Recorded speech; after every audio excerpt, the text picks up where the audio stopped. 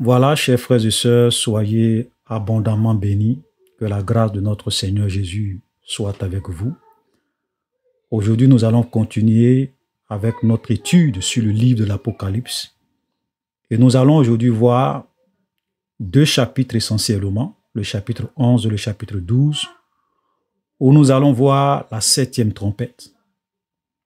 Nous allons parler de la femme d'Apocalypse chapitre 12. Et nous allons parler de la guerre que Jean a vue dans le ciel, la deuxième chute du diable. Et vous allez comprendre pourquoi je parle de la deuxième chute du diable, parce que nous allons essayer d'interpréter Apocalypse chapitre 12. Amen. Voilà, chers frères et sœurs, soyez abondamment bénis. Donc, pendant que vous êtes en train de regarder cette vidéo, si vous aimez la vidéo, ou même à la fin, si vous avez aimé la vidéo, n'oubliez pas de mettre des j'aime, voilà, des pouces pour dire que vous avez aimé la vidéo. N'oubliez pas aussi de partager autour de vous. N'oubliez pas vraiment de mettre des cœurs pour ceux qui nous suivent sur Facebook, parce que plus vous mettez des j'aime sur YouTube, voilà, vous donnez plus de visibilité à nos vidéos, à nos enseignements, pour que d'autres personnes puissent vraiment découvrir ces enseignements, pour que d'autres personnes puissent vraiment écouter ces enseignements, visualiser ces enseignements qui vont aussi leur faire du bien et les aider aussi à connaître la vérité qui va vraiment les affranchir. Ça va aussi les aider vraiment à marcher dans la crainte du Seigneur. Donc, ensemble, faisons l'œuvre de Dieu. Voilà, ça ne coûte rien de mettre un j'aime, ça ne coûte rien de partager autour de vous.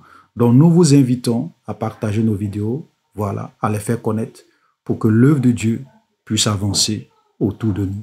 Shalom et soyez bénis.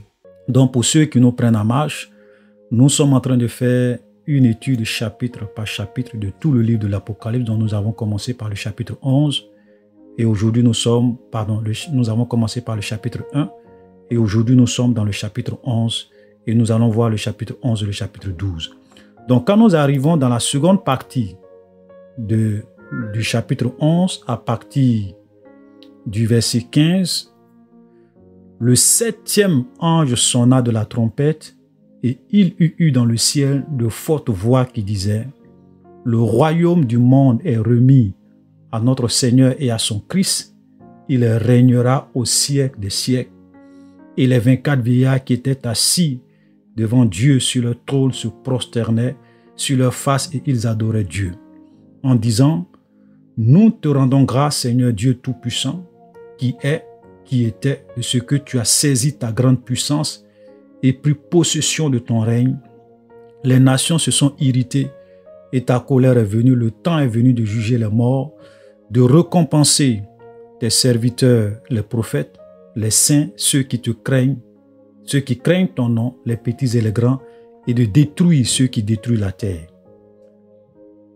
Verset 19, le temple de Dieu dans le ciel fut ouvert et l'arche de son alliance parut dans son temple.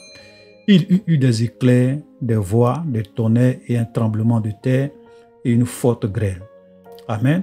Voilà, donc la dernière fois quand nous étions en train de faire l'interprétation du chapitre 10, nous avons vu que l'ange avait dit que lorsque le 7e ange allait sonner de la trompette, le mystère de Dieu tel que annoncé à ses serviteurs allait s'accomplir. Et nous avons parlé de deux mystères. Le mystère de la piété, c'est-à-dire que Jésus-Christ fait chair avec l'Église qui est son épouse. L'apôtre Paul dit que ce sont des grands mystères. Le mystère de la piété est grand et l'Église qui est l'épouse de l'agneau a aussi un grand mystère. Amen. Et nous avons aussi vu le mystère de l'iniquité. Voilà, le mystère de l'iniquité, parlant de l'antéchrist, du fils du diable, qui avait aussi son épouse qui était symbolisée dans Apocalypse 17 par quoi? Par Babylone la grande. Et donc l'ange avait dit que lorsque le 7e ange allait sonner de la trompette, le mystère de Dieu allait s'accomplir. Et nous voyons que lorsque le 7e ange sonne de la trompette, que dit la Bible? L'agneau, Jésus-Christ, le roi des rois, le Seigneur des seigneurs, va rentrer dans son règne. Ça veut dire que le royaume du monde est remis à notre Seigneur et à son Christ et il régnera. Amen. Voilà, et les 24 vieillards disent quoi? Ils disent, nous te rendons grâce, Seigneur Dieu Tout-Puissant, qui était, qui est, de ce que tu as saisi ta grande puissance et pris possession de ton règne. Donc, en un mot, le Seigneur rentre, prend possession de son règne. Ok, ils reprennent l'autorité de tous les royaumes du monde. Et également, le temps est venu pour Dieu de juger les morts. Voilà. Ok, donc le mystère de la piété est accompli. Le mystère de l'iniquité aussi est accompli parce que le jugement de Dieu, Dieu maintenant va rentrer en jugement avec les hommes. Et frère, quand nous lisons la Bible, parlant du jugement, il y a deux types de résurrection. Et je peux aussi dire qu'il y aura deux types de jugement.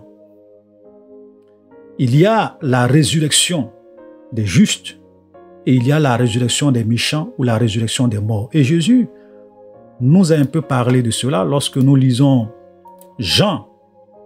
Quand nous lisons Jean chapitre 5, le verset 28, voilà ce que Jésus disait. Ne vous étonnez pas de cela, car l'heure vient où tous ceux qui sont dans les sépulcres entendront sa voix et en sortiront. Ceux qui auront fait le bien ressusciteront pour la vie, mais ceux qui auront fait le mal ressusciteront pour le jugement. Amen. Donc, deux résurrections. Et nous voyons très bien que lorsque l'Église va être enlevée, que les chrétiens vont être ressuscités, que nous allons vraiment aller au ciel, nous allons comparaître tous, comme Paul le dit, devant le tribunal de Christ. Tous les chrétiens vont être jugés. Ok? Ça ne sera pas un jugement pour qu'on aille à l'enfer ou pas, parce qu'on est déjà sauvé, on ne peut plus aller à l'enfer. Mais ça sera un jugement en vue de la récompense que Dieu va donner à ses enfants.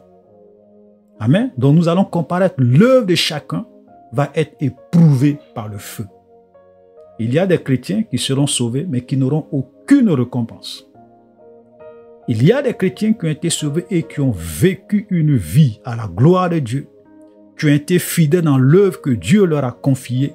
Ceux-là vont recevoir des récompenses, ceux-là vont recevoir des couronnes. Frère, c'est très important. C'est pour cela que la vie chrétienne que nous sommes en train de mener sur cette terre, frère, va déterminer dans l'éternité notre position, va déterminer dans l'éternité les récompenses que nous aurons.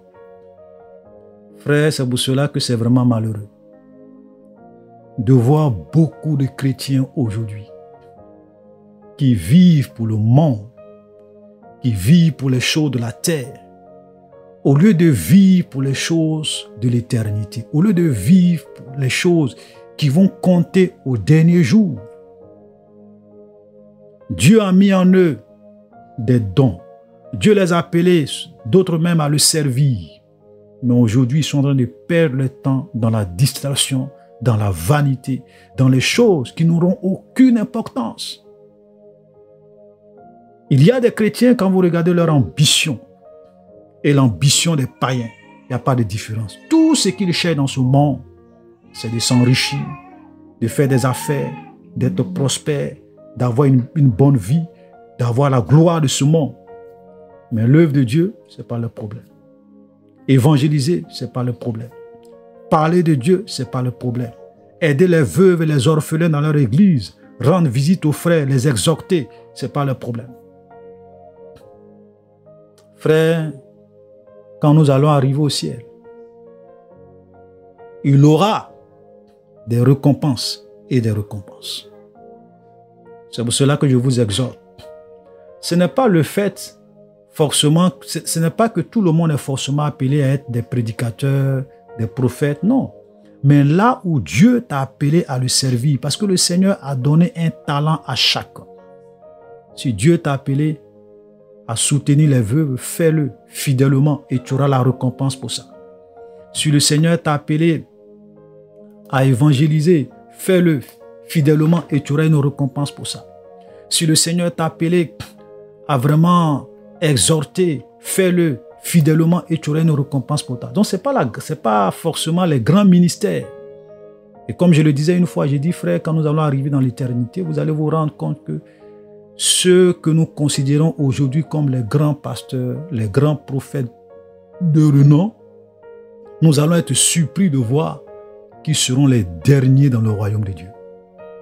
Qu'est-ce que Jésus a dit? Il dit, plusieurs des premiers seront les derniers et plusieurs des derniers seront les premiers. Donc, ce n'est pas la grandeur de l'œuvre, mais c'est la fidélité dans les domaines, dans l'œuvre à laquelle le Seigneur nous a appelés. Voilà ce qui est important. Amen. Et il aura aussi la deuxième résurrection, que la Bible appelle la résurrection des morts, et ceux-là vont revenir à la vie pour être jugés. Quand nous lisons, par exemple, Apocalypse chapitre 20, à partir du verset 11, là nous voyons une scène que nous appelons généralement le jugement du grand trône blanc. Apocalypse 20, le verset 11, « Puis je vis un grand trône blanc, et celui qui était assis dessus, la terre et le ciel s'enfuient devant sa face, et il ne fut plus trouvé de place pour eux. Je vis les morts, les grands et les petits qui se tenaient devant le trône. Des livres furent ouverts, et un autre livre fut ouvert, celui qui est le livre de la vie, et les morts furent jugés selon leurs œuvres, d'après ce qui était écrit dans ces livres. » Verset 15, « Quiconque ne fut pas trouvé dans le livre de vie fut jeté dans l'étang de feu et de soufre. » Donc là, Jean voit quoi? Il voit un grand trône blanc. Et la Bible dit qu'il aura des livres. Et il y aura également le livre de la vie. Les autres livres, frères, c'est le livre de la vie de toutes ces personnes qui ont vécu loin de Dieu dans le péché, qui ont rejeté le Christ, qui ont rejeté son message, qui ont vécu loin du Seigneur. Ils vont revenir à la vie et le livre de chacun sera devant lui, parce que la Bible dit que chacun sera jugé selon les œuvres, d'après ce qui était écrit dans ces livres. Frère, laisse-moi te dire que chaque être humain dans ce monde a un livre devant Dieu. Le livre de ta vie, le livre de tes œuvres. Et au jour du jugement, c'est-à-dire que ceux qui seront là, les païens, vont venir à la vie. Ils vont être ramenés à la vie. Et la Bible dit qu'ils seront jugés selon leurs œuvres. Pendant que tu es en vie sur la terre, tu peux négliger Dieu. Tu peux le tromper. Personne ne peut tromper Dieu, mais tu peux même tromper les hommes. Tu peux tromper tes pasteurs, tu peux tromper tes frères. Tu peux mener une double vie. Et comme je le disais, le Dieu que nous servons, personne ne peut se cacher devant lui. Pourquoi? Parce que ses yeux sont comme une flamme de feu. Et le livre de chaque être humain est devant lui. Et au jour du jugement, tu seras face à face avec ta vie et avec celui qui est assis sur le grand trône blanc, et tu seras jugé. Et quiconque ne fut pas trouvé dans le livre de vie, que dit la Bible, il sera jeté dans l'étang de feu et de soufre. Amen. Donc c'est vraiment très important de comprendre que la vie que nous sommes en train de mener dans ce monde, la manière dont nous sommes en train de vivre notre vie sur la terre, c'est ça qui va nous condamner ou qui va nous justifier au jour du jugement. Nous ne devons pas avoir de doute sur ça. Vous savez, nous sommes au temps de la grâce. Tu peux négliger Dieu. Tu peux parler mal de Dieu. Il y a des gens qui disent que Dieu n'existe pas. Dieu ne les tue pas. Dieu ne les tue pas. Parce que tu es libre. Tu es libre de prendre des décisions, de vivre ta vie. Mais quand tu vas mourir, ou bien la résurrection des morts, tu vas rendre compte de tes œuvres et de ta vie devant celui qui t'a donné la vie, devant celui qui t'a créé, et tu vas rendre compte à ton Créateur. Amen. Donc voilà ce que les 24 vieillards disent, ok, lorsque l'ange sonne la trompette, ok, donc le jugement et l'agneau qui rentre dans son règne. Le verset 19, et le temple de Dieu dans le ciel fut ouvert et l'arche de son alliance parut dans son temple. Il y eut des éclairs, des voix, des tonnerres, et un tremblement de terre et une forte grêle. Et ça encore, nous voyons que ça sera encore des catastrophes, ça sera encore des calamités, ça sera encore des choses, ok, inimaginables. Donc maintenant, nous allons aller dans le chapitre 12. Et lorsque nous arrivons dans le chapitre 12, Jean va voir quelque chose. Ok? Jean va voir quelque chose. Apocalypse chapitre 12, le verset 1. Un grand signe parut dans le ciel. Une femme enveloppée du soleil, la lune sous ses pieds et une couronne de 12 étoiles sur sa tête. Elle était enceinte, elle criait, étant dans les douleurs de l'enfantement. Un autre signe parut dans le ciel, et voici, c'était un grand dragon rouge, ayant 7 têtes et 10 cornes, et sur ses têtes 7 diadèmes. Sa queue entraînait le tiers des étoiles du ciel et les jetait sur la terre. Le dragon se tint devant la femme qui allait enfanter, afin de dévorer son enfant lorsqu'elle aurait enfanté. Elle enfanta un fils qui doit paître toutes les nations avec une verge de fer, et son enfant fut enlevé vers Dieu et vers son trône. Nous allons nous arrêter là et expliquer. Voilà, donc il y a souvent une confusion sur l'identité de cette femme. Il y a des gens qui pensent que cette femme c'est Marie. Il y a d'autres aussi qui pensent que cette femme c'est l'Église. Frère, laissez-moi vous dire que cette femme n'est ni Marie, n'est ni l'Église. Parce qu'il y a des symboles qui entourent cette femme. Ok, il y a même beaucoup de choses qu'on dit sur cette femme. Donc, si vous voulez identifier cette femme, essayez de voir si cette femme-là remplit tous les critères qui l'entourent, tout le mystère qui l'entoure. D'abord, qu'est-ce qui nous est dit? Il nous est dit, premièrement, que cette femme-là était enveloppée du soleil, la lune sous ses pieds, une couronne de 12 étoiles sur sa tête. Ça, c'est le symbole qui entoure cette femme. Et quand vous êtes en train de souvent interpréter certains versets, il est toujours bien de toujours, si cela est possible, comparer les Écritures avec d'autres passages des Écritures pour avoir toute la vérité. Amen. Quand nous lisons par exemple Genèse chapitre 37, nous voyons un peuple, une famille qui symbolise tout ça. C'est-à-dire que le soleil, la lune et 12 étoiles. Genèse 37, le verset 9. Ça, c'était Joseph, lorsque Joseph va avoir un songe qui va expliquer à son père et à ses frères. Voilà le songe de Joseph. Il eut encore un autre songe et il le raconta à ses frères et il dit, « J'ai eu un songe et voici le soleil. » Écoutez très bien, ça c'est Joseph qui parle. Il dit, « J'ai eu un songe et voici le soleil, la lune et 11 étoiles se prosternaient devant moi. » Lui, Joseph, bien sûr, il était la 12e étoile. Ok. Il raconta à son père et à ses frères. Son père le réprimanda et lui dit, « Que signifie son songe que tu as eu? Faut-il que nous venions? » Et voilà l'interprétation que son père donne à ce songe. Il dit, « Faut-il que nous venions, moi, ta mère et tes frères, nous prosterner en terre devant toi? » Voilà ce que Jacob dit à son fils Joseph. Donc, il explique ce symbole. En réalité, la lune, ok, représente sa mère, le soleil son père, et les 11 étoiles, ok, plus lui qui fait 12 étoiles, représente tous les 12 fils, en un mot, les 12 tribus d'Israël. Donc, cette femme, ok, en comparant les Écritures avec d'autres passages des Écritures, cette femme représente la nation d'Israël. Cette femme représente la nation juive. Voilà. Donc ce n'est pas Marie, ce n'est pas l'Église. Et nous allons voir par la suite ce qui va se passer avec cette femme. Donc cette femme, c'est la nation d'Israël parce que le Messie est venu de la nation d'Israël.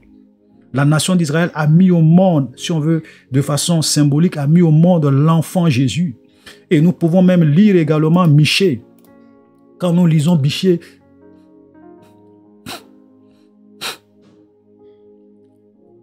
Michée, chapitre 5, le verset 2, qu'est-ce qu'il est dit? « Et toi, Bethléem Ephrata, petite entre les milliers de Juda, de toi sortira pour moi celui qui dominera sur Israël, dont l'origine remonte aux temps anciens, au jour de l'éternité. Voilà ce que le prophète Michée nous dit. Ok? Et nous voyons que lorsque les mages sont allés chez Hérode et que Hérode voulait savoir où est-ce que le Messie devrait naître, pardon, on lui a dit à Bethléem. Il faisait référence à cette prophétie de Michée. Amen. Donc, Jésus est né à Bethléem. Jésus est né de la nation juive. Jésus même pouvait le dire, le salut vient des Juifs. Amen. Donc, cette femme représente la nation d'Israël, mettant au monde ou bien permettant la venue du Messie dans le monde. Amen. Ensuite, il est dit, verset 3, un autre signe parut dans le ciel et voici c'était un grand dragon rouge ayant 7 têtes et 10 cornes et sur ces 7 têtes, pardon, 7 diadèmes. Ce dragon, nous voyons qui est ce dragon dans le verset 9 parce qu'il dit, il fut précipité le grand dragon, le serpent ancien, appelé le diable et Satan. Voilà. Donc le grand dragon, c'est simple. On sait que c'est le diable et c'est Satan. Il a 7 têtes. Il a 10 cornes. Et les 7 têtes et les 10 cornes symbolisent quoi? Le pouvoir politique, la domination, le pouvoir du monde. Jésus a dit dans 1 Jean chapitre 5, le verset 19, que ce monde est sous la puissance du diable. C'est pour cela que lorsque vous voyez nos gouvernements, nos chefs d'État, nos présidents, les grands de ce monde, frères, laissez-moi vous dire que ce ne sont que des marionnettes. Ce ne sont que des marionnettes. Celui qui dirige le monde, celui qui domine sur ce monde, celui qui règne sur ce monde, c'est le diable et les puissants des ténèbres. Amen. C'est pour cela que vous voyez souvent les gens se fatiguent. Tel président vient, on est fatigué, on met l'autre, tel on est fatigué, on met l'autre. Et vous voyez que ce sont les mêmes politiques qui sont toujours menées. Rien ne change fondamentalement. Parce que ceux qui dirigent le monde, ce ne sont pas ceux que nous voyons à la télévision. Ceux qui dirigent le monde sont dans l'ombre. Amen. Et tous ceux-là sont coiffés. Qui est leur patron? C'est le diable. C'est pour cela que vous allez voir qu'il y a beaucoup de personnes qui sont dans la franc-maçonnerie, qui sont dans les sciences occultes, parce que les gens comprennent que le pouvoir est d'abord spirituel. Le pouvoir est d'abord mystique. Soit c'est Dieu qui te donne le pouvoir, soit c'est le diable qui te donne le pouvoir. Voilà. Alléluia. C'est pour cela que vous allez voir tous les grands de ce monde sont souvent dans des loges occultes. On signait des pactes avec le diable pour être là où ils sont. Quand le diable est venu tenter Jésus dans le désert, qu'est-ce qu'il lui a dit? La Bible dit que le diable a montré à Jésus tous les royaumes du monde et leur gloire en un seul instant. Et il a dit à Jésus, je te donnerai toute cette gloire et tous ces royaumes si tu te prosternes devant moi et si tu m'adores. Vous voyez? Donc pour avoir gloire, autorité, puissance sur terre, que fait beaucoup de personnes? Ils vont se prosterner devant le diable. Voilà. Donc, c'est pour cela que souvent c'est malheureux de voir que beaucoup de chrétiens ne comprennent pas comment le monde fonctionne. Ils sont là, ils parlent des hommes politiques, ils condamnent ceci, ils condamnent cela. C'est vrai, nous sommes des hommes, on est dans une nation, on peut donner notre avis sur la politique, mais nous devons comprendre que celui qui est le prince de ce monde, c'est le diable. C'est pour cela que Paul dit, nous n'avons pas à lutter contre la chair et le sang, mais contre les dominations, contre les principautés, contre les esprits méchants dans les lieux célestes. Ok? Et Paul nous dit que nous devons prier pour les autorités. Pourquoi? Parce qu'en réalité, les autorités sont beaucoup influencées par les démons, les puissants des ténèbres que Satan a placés dans les différents pays qui contrôlent le monde et qui maintiennent les hommes dans le péché, dans la misère, dans la pauvreté, dans la confusion, dans tout ce que nous voyons aujourd'hui. C'est pas simple. Et pourquoi ce dragon est rouge? La couleur rouge, c'est la couleur du sang. Ok? C'est la couleur du sang. Et Jésus a dit que le diable est un meurtrier. Il dit Satan est un menteur et le père du mensonge. mais également c'est un meurtrier, car il a été meurtrier dès le commencement. Et Jésus dit que le voleur ne vient que pour tuer, pour égorger et pour détruire. Satan est un meurtrier. Donc ici, il est symbolisé par la couleur rouge, le sang, la violence. Voilà. Amen. Frères et sœurs, nous devons faire beaucoup attention. Et vous voyez ce dragon, avant il était quoi? Avant c'était un chérubin protecteur. C'était un ange de lumière. Un ange puissant. Mais à cause du péché, il est devenu le dragon, le meurtrier, l'assassin. Frère, c'est pour cela que vous voyez le péché déforme. Le péché détruit. Le péché change votre nature. Le péché vous éloigne de Dieu et finit par vous détruire. Le chérubin protecteur, le diable, aujourd'hui est présenté ici par un dragon. Et regardez, il veut même tuer l'enfant que cette femme va enfanter. Et nous voyons que depuis l'histoire du peuple d'Israël, Satan a essayé de détruire le peuple juif.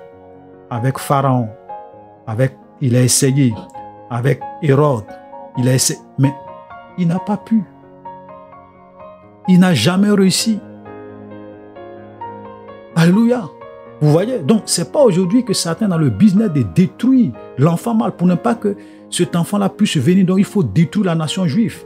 Et nous voyons même avec Hitler, tout ça, combien de fois le peuple juif a été toujours un peuple qui a servi de bouc émissaire dans beaucoup de génocides à travers le monde. Amen. Donc tout ça là, vous voyez, c'est symbolisé ici par ce dragon qui veut tout faire pour ne pas que l'enfant mâle puisse naître parce qu'il sait que si cet enfant-là naît, c'est sa fin. Mais malheureusement, Dieu est le maître des temps et des circonstances. Amen. Et donc effectivement, Jésus est né et il est mort, il est ressuscité et il est monté au ciel. Et regardez le verset 6, on dit: la femme s'enfuit dans le désert où elle avait un lieu préparé par Dieu afin qu'elle fût nourrie pendant 1260 jours. Et 1260 jours, ça fait un temps, des temps et la moitié d'un temps. En un mot, 3 ans et demi. Donc 3 ans et demi, parce que la dernière fois, on a dit que quand l'Antichrist va venir, il va vraiment signer une alliance avec le peuple juif pendant 7 ans. Les 7 années qui représentent la dernière semaine de Daniel. Donc quand on dit une semaine, quand vous lisez les prophéties de Daniel, une semaine représente 7 années. Ok?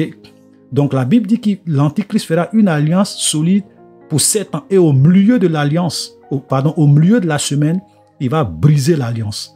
Donc les 3 ans et demi avant sa fin, il va persécuter énormément ce peuple. Il va vouloir détruire cette femme. Ok? Mais malheureusement, Dieu va protéger cette femme. Donc vous voyez que cette femme ne peut pas être mariée. Ok? Parce qu'on dit, ok, elle sera protégée pendant 1260 jours, un temps, des temps et la moitié d'un temps. Donc c'est la nation d'Israël, ça ne peut pas s'appliquer à Marie. Amen. Regardez le verset 7, on va aller un peu vite. Que dit le verset 7? La Bible dit qu'il y eut guerre dans le ciel.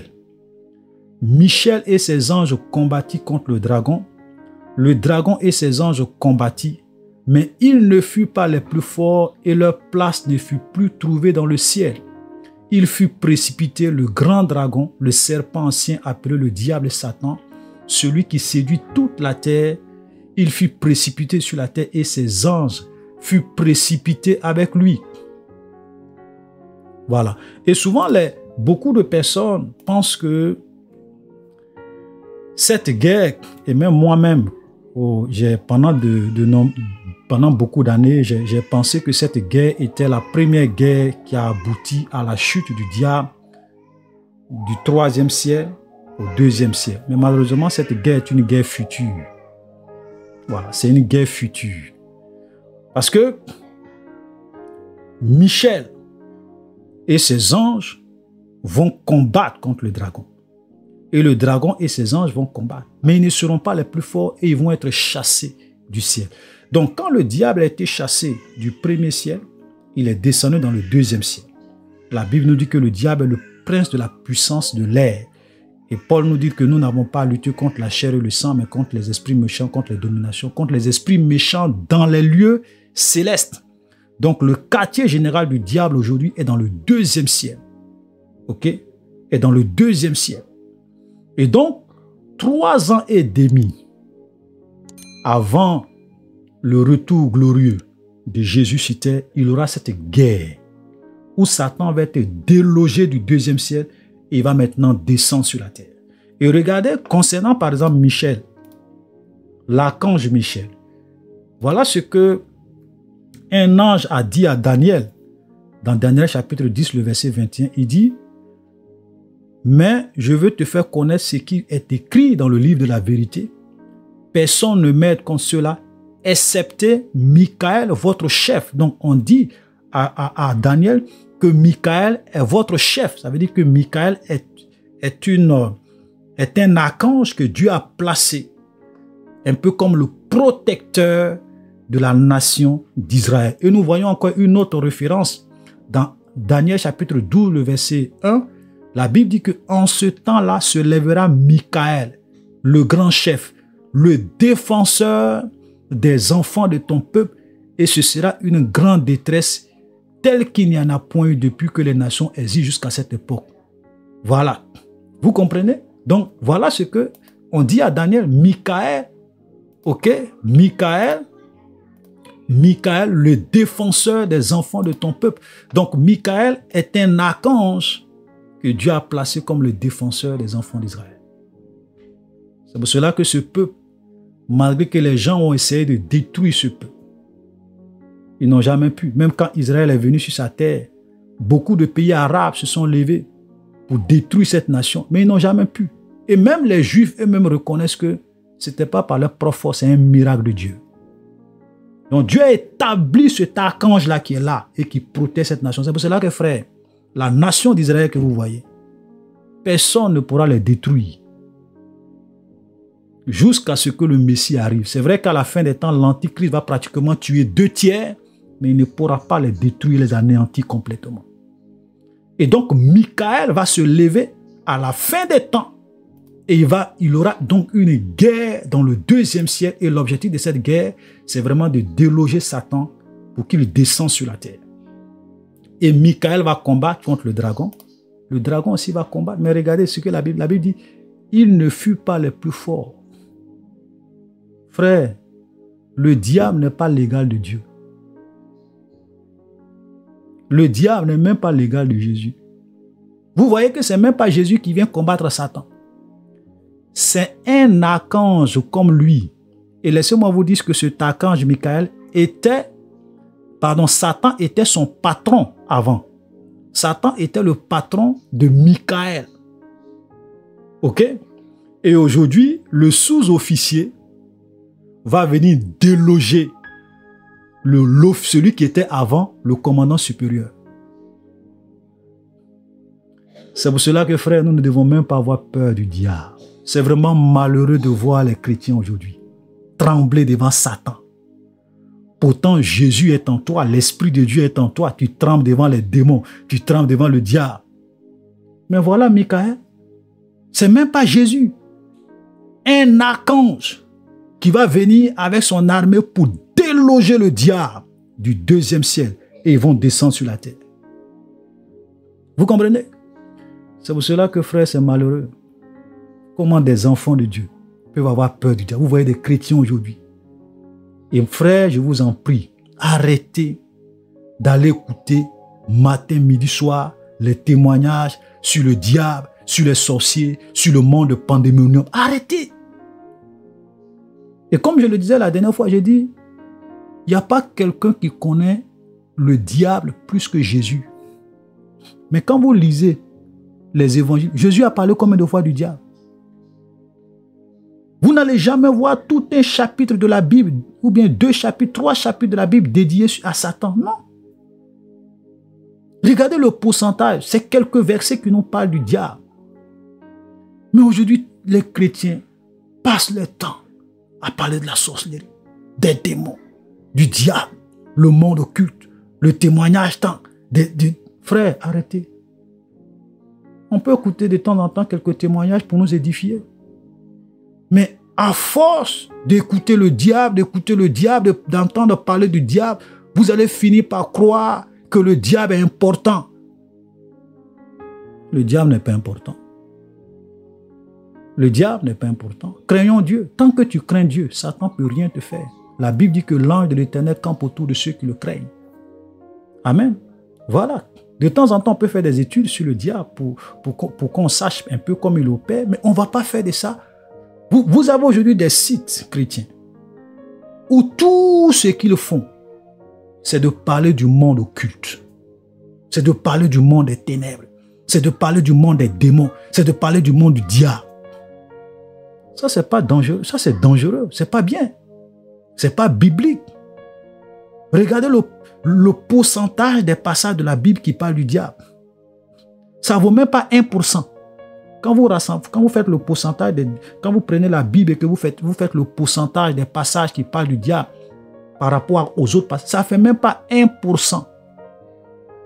Mais pourquoi vous passez plus de 50%, 30%, 80% de votre temps à parler des sorciers, des mystiques, du diable et des démons? Arrêtez. Ok?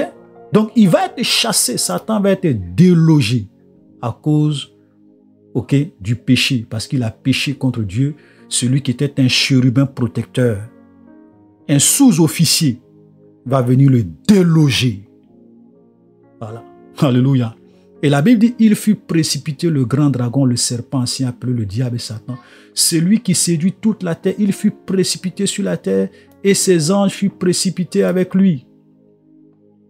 Verset 10, et j'entendis dans le ciel une voix forte qui disait, maintenant le salut est arrivé. Et la puissance et le règne de notre Dieu et l'autorité de son Christ, car il a été précipité. L'accusateur de nos frères, celui qui les accusait devant notre Dieu jour et nuit. Vous voyez, le diable ici est appelé l'accusateur. Ça veut dire que quand vous êtes un enfant de Dieu, que vous vivez dans le péché, Satan va et puis vous accuse devant Dieu. Il dit, Seigneur, mais voilà ton enfant. D'après toi-même, tu dis c'est un chrétien, mais regarde comment il vit. Regarde comment il vit. Regarde ce qu'il fait ici. C'est un pécheur, c'est un impudique, c'est un ivrogne. Vous voyez? Et regardez, la Bible est précise. On dit, celui qui les accusait, l'accusateur de nos frères, celui qui les accusait devant notre Dieu, jour et nuit. Vous comprenez? Quand nous lisons Zacharie, la Bible dit que lorsque le souverain sacrificateur s'est présenté devant le Seigneur, Satan était à son côté pour l'accuser. Était à son côté pour l'accuser parce que ses vêtements étaient sales. Donc quand vous vivez dans le péché, quand vous pratiquez le péché, le diable vous accuse. Seigneur, tu veux exaucer la prière de cette fille qui a des copains, qui vit dans l'adultère, qui couche avec le mal. Non, non, non, non, non. C'est injuste, Seigneur. Tu peux pas la bénir. Vous voyez? Et souvent, Dieu, comme il est quelqu'un qui comme Dieu respecte sa parole, souvent quand le diable accuse les enfants de Dieu, Dieu voit que ce que le diable dit est vrai. Frère, c'est pour cela que nous devons nous éloigner du péché. Nous devons nous éloigner du mal, de l'adultère, de l'ivrognerie, de l'escroquerie, des détournements de fonds, okay, des avortements, du mensonge, de tout ce que nous lisons dans la Bible que Dieu n'aime pas. Nous devons nous éloigner de ça. C'est pour cela que beaucoup de chrétiens prient. Ils ne sont pas exaucés. Ils cherchent Dieu et ne trouvent pas Dieu. Pourquoi? Parce que le diable les accuse devant Dieu. Jour et nuit. Amen. Verset 11. Ils l'ont vaincu à cause du sang de l'agneau, à cause de la parole de leur témoignage. Ils n'ont pas aimé leur vie jusqu'à craindre la mort. Quels sont ceux qui ont vaincu le diable? Ils l'ont vaincu à cause de quoi? Du sang de l'agneau, à cause de la parole de leur témoignage. Et regardez la dernière fois, ils n'ont pas aimé leur vie jusqu'à craindre la mort. C'est-à-dire que des chrétiens qui étaient prêts à suivre Jésus, même si cela doit leur coûter leur vie. Amen. Gloire à Dieu. Des chrétiens qui sont prêts à mourir pour le Seigneur. comme les Étienne, comme beaucoup d'apôtres, comme beaucoup de chrétiens à travers l'histoire de l'Église qui sont morts comme des martyrs. Ça dit que leur vie n'était pas plus importante pour eux qu'obéir à la parole de Dieu. Oh, combien de chrétiens aujourd'hui vivent dans la compromission, vivent dans le péché à cause des miettes de la vie. À cause des miettes de la vie. Parce qu'ils ont aujourd'hui des pasteurs qui leur enseignent qu'un chrétien doit être prospère, un chrétien doit gouverner, un chrétien doit régner. On ne les amène pas à comprendre aussi qu'un chrétien doit s'armer de la pensée de souffrir et que même on peut mourir parce qu'on veut plaire à Dieu. Frère, c'est malheureux. La déception et la confusion aujourd'hui dans l'Église. Amen. Voilà. Le verset 12. C'est pourquoi réjouissez-vous, cieux et vous qui habitez dans les cieux, malheur à la terre et à la mer, car le diable est descendu vers vous, animé d'une grande colère, sachant qu'il a peu de temps. Vous comprenez? Donc là, on dit malheur à la terre, malheur à la mer. Pourquoi? Parce que le diable est descendu vers vous, animé d'une grande colère, sachant qu'il a peu de temps, parce qu'au moment où il descend sur la terre, il sait qu'il lui reste très peu de temps, il lui reste 3 ans et demi. 3 ans et demi. Et la Bible dit que l'Antichrist a reçu le pouvoir d'agir pendant 42 mois. Un temps, des temps et la moitié d'un temps. Ok? Donc malheur à la terre. Parce que quand le diable descend, il sait qu'il ne lui reste plus assez de temps. C'est pour cela que la Bible dit malheur à la terre et à la mer. Ok? Verset 13. Quand le dragon vit qu'il avait été précipité sur la terre, il poursuivit la femme qui avait enfanté l'enfant mâle. Vous voyez? La Bible dit que lorsque le diable va se rendre compte qu'il a été précipité sur la terre, il va poursuivre la femme qui avait enfanté l'enfant mâle. Donc ça ne peut pas être le premier combat. Parce que si lorsque le diable se rend compte qu'il a été précipité sur la terre et qu'il poursuit la femme qui a enfanté l'enfant mâle, ça veut dire que la femme était déjà là avant que le diable ne soit précipité sur la terre. On se comprend? Donc ça veut dire que le diable a été précipité après l'enfantement de l'enfant mâle. Donc ça ne peut pas être, cette guerre qui est là ne peut pas être la guerre qui a causé la chute du diable du 3e ciel au 2e ciel. Non. Ok? C'est une guerre future qui n'a pas encore eu lieu. Amen. Et les 2 ailes du grand aigle furent données à la femme afin qu'elle s'envolât au désert vers son lieu où elle est nourrie un temps. Écoutez très bien. Ça veut dire que cette femme va être protégée loin de la face du serpent pendant un temps, des temps et la moitié d'un temps. Verset 15. Et de sa bouche, le serpent lança de l'eau comme un fleuve derrière la femme, afin de l'entraîner par le fleuve. La terre secourut la femme, et la terre ouvrit sa bouche et engloutit le fleuve que le dragon avait lancé de sa bouche. Donc nous voyons que cette femme va être vraiment protégée, d'une manière spéciale, et le diable ne pourra pas vraiment la détruire pendant un temps, des temps et la moitié d'un temps. Et l'archange Michel également va se lever pour protéger cette femme. Et même la terre, c'est-à-dire que certains habitants de la terre vont vraiment protéger cette femme. Alléluia. Dernier verset, et nous allons nous arrêter là. Et le dragon fut irrité contre la femme. Il s'en alla faire la guerre au reste de sa postérité, à ceux qui gardent les commandements de Dieu et qui ont le témoignage de Jésus-Christ. Donc ça veut dire qu'à cette époque, sur la terre, il y aura des gens qui vont se convertir. Il y aura des gens qui vont venir à Jésus. Il y aura des gens qui vont vraiment être des gens qui gardent les commandements de Dieu. Et le diable maintenant va se retourner contre eux pour les persécuter. C'est pour cela que lorsqu'on arrive dans le chapitre 13, nous, qu'est-ce que nous voyons? Nous voyons que l'Antichrist va mettre en place la marque de la bête et tous ceux qui vont refuser de prendre cette marque vont être décapités, vont être tués. C'est-à-dire que la persécution à travers le monde entier, et personne ne pourra vendre ni acheter sans avoir la marque de la bête. Nous allons parler de ça dans la prochaine vidéo. Vous comprenez? Maintenant, frère, faites attention. Parce que souvent, il y a des chrétiens aujourd'hui qui pensent qu'ils sont plus malins. Ils veulent se jouer les plus malins. Il y a d'autres mecs qui disent, oui, quand l'Antichrist va venir, moi je vais préférer mourir que prendre la marque de la bête. Donc, ils vivent une vie de légèreté. Vous comprenez? Ils vivent une vie de légèreté. Ils vivent dans le péché.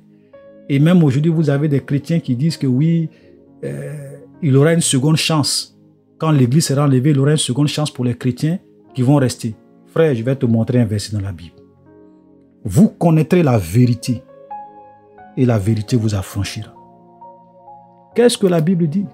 Nous allons lire. Ceux qui parlent de seconde chance. 2 Thessaloniciens, le chapitre 2, le verset 11. Et là, on est en train de parler de l'Antichrist, de l'avènement du Seigneur. La Bible dit, à cette époque-là, je vais même commencer à parler du verset 9. L'apparition de cet impie, parlant de l'Antichrist, se fera par la puissance de Satan, avec toutes sortes de miracles, de signes et de prodiges mensongers, et avec toutes les séductions de l'iniquité pour ceux qui périssent parce qu'ils n'ont pas reçu l'amour de la vérité pour être sauvés. Ça veut dire que ceux qui n'ont pas reçu l'amour de la vérité pour être sauvés, vont périr. Mais regardez le verset 11. Aussi Dieu leur envoie une puissance d'égarement pour qu'ils croient au mensonge, afin que tous ceux qui n'ont pas cru à la vérité mais qui ont pris plaisir à l'injustice soient condamnés. Vous comprenez? Tous ceux à qui on prêche aujourd'hui la vérité, les chrétiens qui entendent le message de Dieu et qui ne veulent pas changer de vie, qui ne veulent pas se repentir, qui préfèrent vivre dans le péché, quand l'enlèvement va se produire, quand l'impie va venir, frère, la Bible dit que Dieu va envoyer une puissance d'égarement.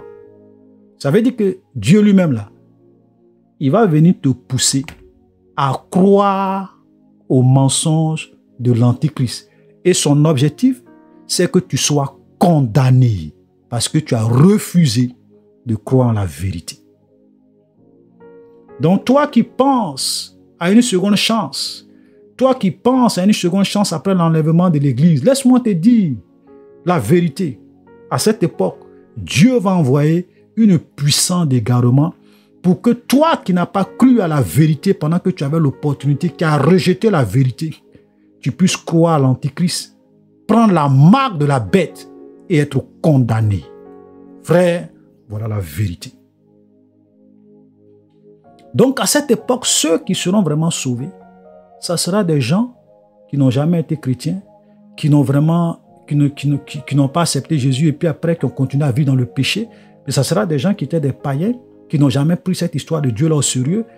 Et quand l'enlèvement de l'Église, ils vont se rendre compte que vraiment ce que les chrétiens disaient là était vrai.